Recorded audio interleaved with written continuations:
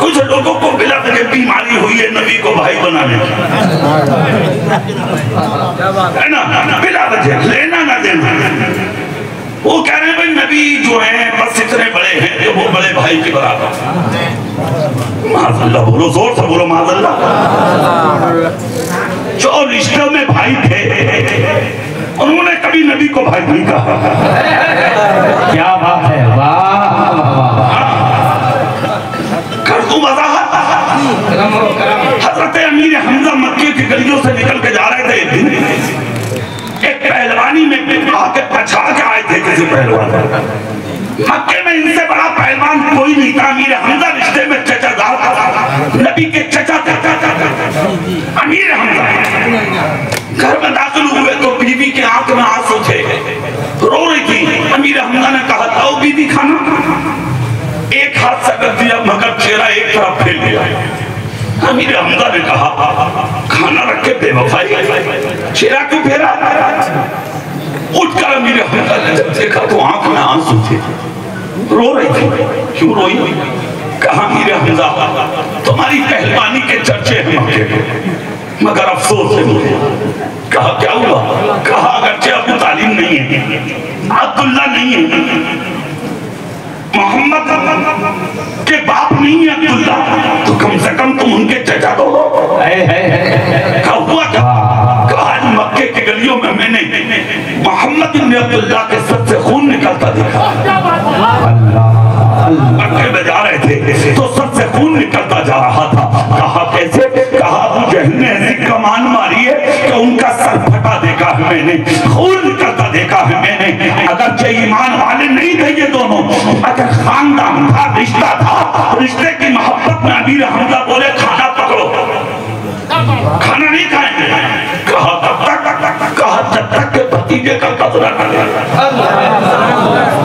हाथ में कमान पकड़ी, निकल पड़े अबू जहल को तलाश करने।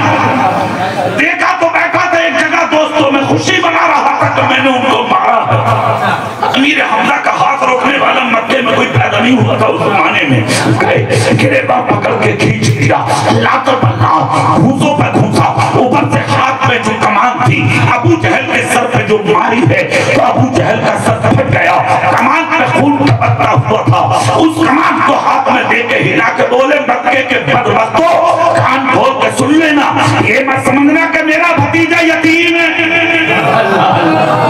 अगर किसी ने नजर उठा के भी देख लिया तो मक्के में लाशों के ढेर लगा दिया। खामोश हो गया मक्का। सोचा सुकून से खाना खाएंगे। पहले ही कदम रखा था घर में कि दरवाजे पे तुम्हारे मेरे नबी की याद आ गई, याद आ गई नबी की। दरवाजे में कदम रखा, कहा बीबी इधर आओ, देखो बदला ले आया हूं मैं। फिर भी उनकी आंख के आंसू न रुके। कहा तो रुको, खाना बाद में खाएंगे। पता नहीं मेरा भतीजा कहाँ रो रहा होगा। खुदा की कसम चले गए मक्के से निकल के। देखा तो जबले अभी कुरैश के दामन में मेरे रसूल बैठे हैं। फटी हुई चादर जमीन पर बिछी है, चंद सहाबा नबी के चारों तरफ बैठे हैं। अर्ज करते या रसूल अल्लाह, कुफार चादरों के फंदे डाल डाल के गले में खींचते, नमाज की हालत में आका हमारे ठोकरे मारते। या रसूल अल्लाह वो हमें गालियां देते। मेरे रसूल सरों पे हाथ रख रख के कह रहे हैं सब्र करो, सब्र करो, सब्र करो। एक दिन ऐसा आएगा पूरी दुनिया में इस्लाम ही इस्लाम होगा, रुकने से नहीं रुकेगा इस्लाम। कहाँ बैठे थे? जबले अभी कुवैस के दामन में। ऊपर से अमीर हमजा पहुंच गए। मेरे रसूल के समझाने का अंदाज देखा तो फौरन देखकर कहा ए मेरे भतीजे मोहम्मद सल्लल्लाहु अलैहि वसल्लम, जरा उठ के खड़े तो हो जाओ, मुझे सीने लगा लो, मुझे गोद में ले लो, मेरे सर को चूम लो। मेरे नबी ने नजर उठा के कहा चाचा क्या कोई नया काम करके आए हो जो सर चूम लो? कहा हाँ मुझे शाबाशी दो, क्या करके आए हो? कहा बताऊं? बोले हाँ। कहा तुम्हारी चाची ने बताया। क्या मुझे तुम्हें मारा? यकीन ना आवे तो देखो मेरे हाथ में जो कमान है ना, तुम्हारे दुश्मन के सर पे ऐसी मार मारी है, उसका सर फाड़ दिया है मैंने, मक्के में खून गिरा है उसका, मैंने तुम्हारा बदला ले लिया। उठकर खड़े हो जाओ और मुझे शाबाशी दो, मुझे सीने लगाओ। मेरे रसूल ने फरमाया अबू जहल से, मेरे नबी ने फरमाया अमीर हमजा से, चाचा तुमने गजब किया, अमीर हमजा तुमने गजब किया। किस लिए मारा? कि तुमसे मैंने कहा था कि तुम मेरे दुश्मन को मारना, क्या मैंने तुमसे कहा था तुम अबू जहल का सर तोड़ना और उसे मार के उसका सर फोड़ के उसका खून निकाल के मुझसे शाबाशी चाहते हो? एक चचा मैं तुमसे खुश नहीं हो सकता। अमीर हमजा ने कमान फेंक दी, कमान फेंक के बोले आज तुम्हारी खुशी लेकर जाऊंगा। मुझे ये बताओ तुम खुश होगे कैसे? कौन सी बात है जो तुम्हें खुश करेगी? मुस्कुरा के बोले मेरा कलमा पढ़ लो। इतना सुनना था, कहा तो मुझे तेरी खुशी चाहिए, पढ़ा दे कलमा। मेरे नबी ने पढ़ाया कलमा, जैसे ही कलमा पढ़ा मेरे सरकार ने जबले अबी कुवैस के दामन में नारा लगा दिया, उठ के नारा लगाया। अमीर हमजा गोद फैला के बोले अब आज के बाद रिश्ते खत्म। जोर से कहा मतलब? कहा तुम मेरे भतीजे नहीं, मैं तुम्हारा चाचा नहीं। कहा रिश्ता खत्म क्यों कर रहे? कहा रिश्ता इसलिए खत्म कर रहा हूँ, आप नबी हो, मैं उम्मती हूँ, आप इमाम हो, मैं गुलाम हूँ, आप दाता हो, मैं भिखारी हूँ, आप मेरे इमाम हो, मैं आपका मुक्तदी हूँ, आप नबी हो, मैं आपका उम्मती हूँ। आज के बाद चचा भतीजे का रिश्ता नहीं होगा, बल्कि आप आका रहेंगे, मैं आपका गुलाम रहूंगा।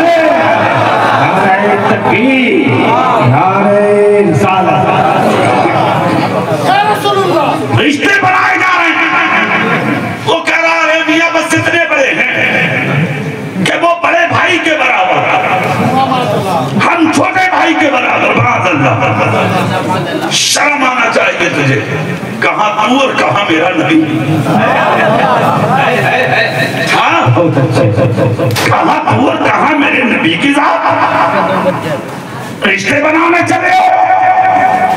एक चीज याद रखना, नबी का भाई बनने में मजा नहीं, नबी का गुलाम बनने में मजा है। और से बोलो, से बोलो, नबी का भाई मत बनना, जब भी बनना हो नबी का गुलाम बनना। हज़रत नूह ने क्या कहा था?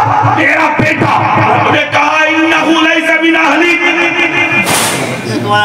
ये तुम्हारा नहीं है। इसलिए कि नबी का रिश्ता खानदान की वजह से नहीं होता, नबी का रिश्ता ईमान की वजह से होता है।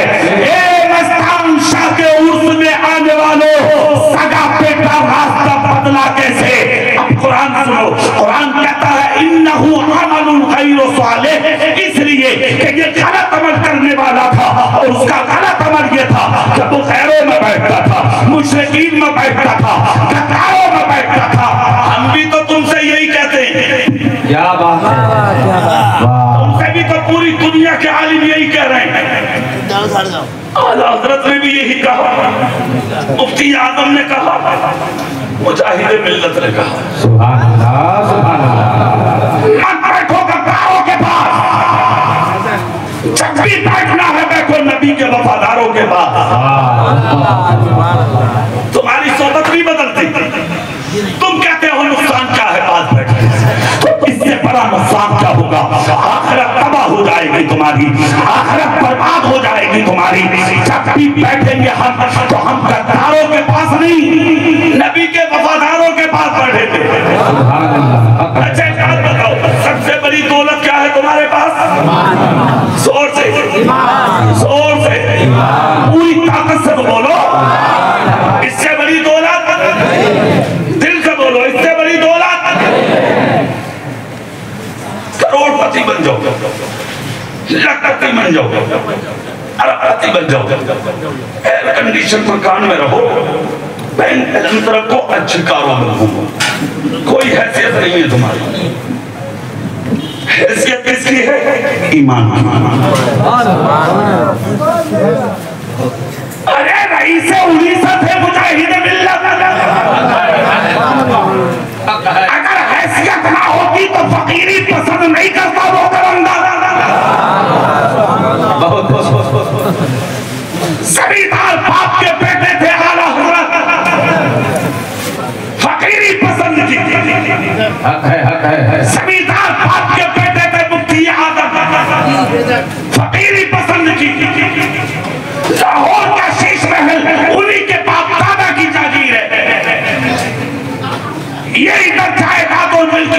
लिखे मुजाहिद मिल्लत, मगर वही खाकी लुंगी, वही खाकी कुर्ता, वही दो पट्टी टोपी, वही सादा अमामा, वही गुलामों को दे दिया बेलचा हाथ में।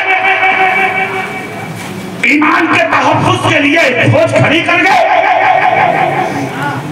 जाते तो कारों में घूमते, बैंक बैलेंस होता, एयर कंडीशन रूम होते, रईस तो थे ही, बड़े बाप की औलाद तो थे ही, किस चीज की कमी थी? मगर दिल पे एक चीज करता था, कोई हैसियत नहीं है दौलत की ईमान के सामने। बेशक बेशक जोर से कोई हैसियत नहीं है दौलत की ईमान के सामने। सबसे बड़ी दौलत का नाम है मोहम्मद मुस्तफा की गुलामी। हाँ, माशाअल्लाह। और उस गुलामी पे एतमाद कितना एतमाद। तुम्हारे तो अकीदे बहुत कमजोर है ना। कहाँ है अकीदे, कहाँ है सोच हमारी? क्या हमारी सोच और कहाँ मुजाहिद मिल्लत की सोच? कोई जवाब नहीं था जिंदगी का, लाजवाब जिंदगी के मालिक। हर लम्हा, हर मौका, हर महल, हर जगह सोचा है तो सिर्फ ईमान के बारे में। बेशक। हाँ, अच्छा एक चीज और बता दूं, सुभान अल्लाह जोर से बोलो तो बहुत हसीन जुमला। मैं कभी अपने दिमागों में एक चीज रखी कि वो फकीर लोग थे, जलसों में मुजाहिद मिल्लत के नारे लगाए जा रहे हैं, तुम्हारे घरों में मुजाहिद मिल्लत के नाम के टुकड़े लगाए जा रहे हैं, दरवाजों पर मुजाहिद मिल्लत के नक्शे टांगे जा रहे हैं। क्यों? तुम भी तो इंसान ही हो, तुम भी तो मुसलमान ही हो, तुम भी तो मर्द ही हो। तुझे तो कब्र में रख के कोई याद नहीं करता। बाप भूल जाता, बेटा भूल जाता, भाई भूल जाता, रिश्तेदार भूल जाता, पड़ोसी भूल जाता, तेरी बीवी दूसरा शोहर कर देती है। ये हैसियत है तुम्हारी? कौन याद रखता है तुम्हें? बेटे आपस में झगड़ा करके तेरी हवेली को बांट लेते, तेरी दौलत के टुकड़े कर देते। तुमने क्या कमाया? 40वां पकड़ना मुश्किल है औलाद को। कहां कर रही है बीवियां? जवानी में मर गया तू तो दूसरा शोहर करेगी, बुढ़ापे में मरा तेरी औलाद तेरी दौलत पर कब्जा करेगी। कोई नहीं है तेरा जिक्र करने वाला। 50 साल से ज्यादा होने जा रहे हैं मुजाहिद मिल्लत को। कोई जलसा उड़ीसा का ऐसा नहीं है जहां मुजाहिद मिल्लत के नाम का नारा लगा है। नारे तकबीर।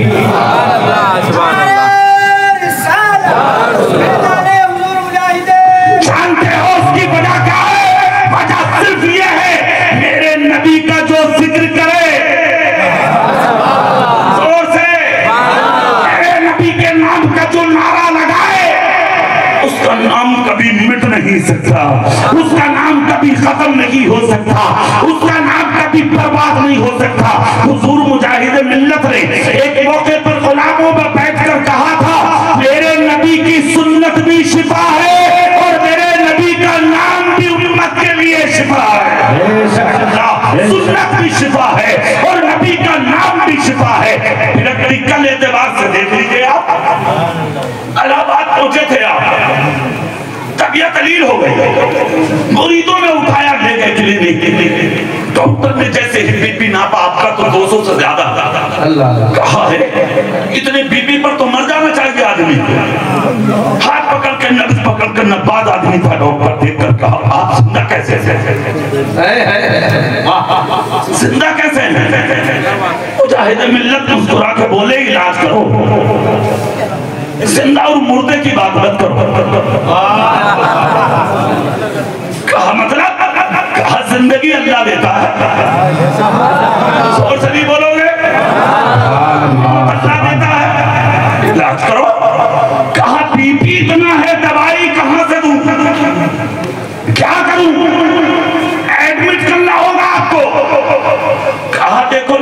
होना है मुझे, ना इंजेक्शन लगवाना है मुझे, अल्लाह सिर्फ दवाई दो।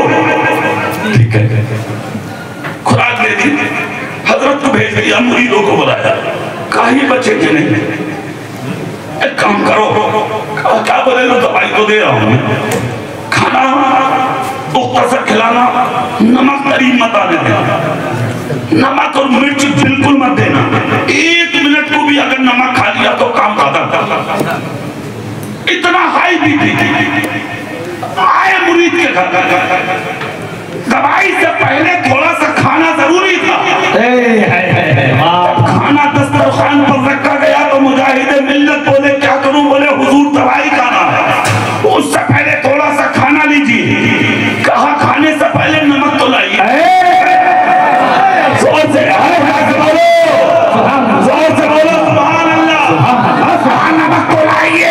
मुरीद हाथ जोड़कर दस्तरखान के सामने, हुजूर करम फरमाइए, हुजूर जबान बंद कीजिए, डॉक्टर ने मना कर दिया है, सरकार नमक खाएंगे बीपी बढ़ेगा, मौत होने का खतरा है, तबीयत ज्यादा बिगड़ सकती है।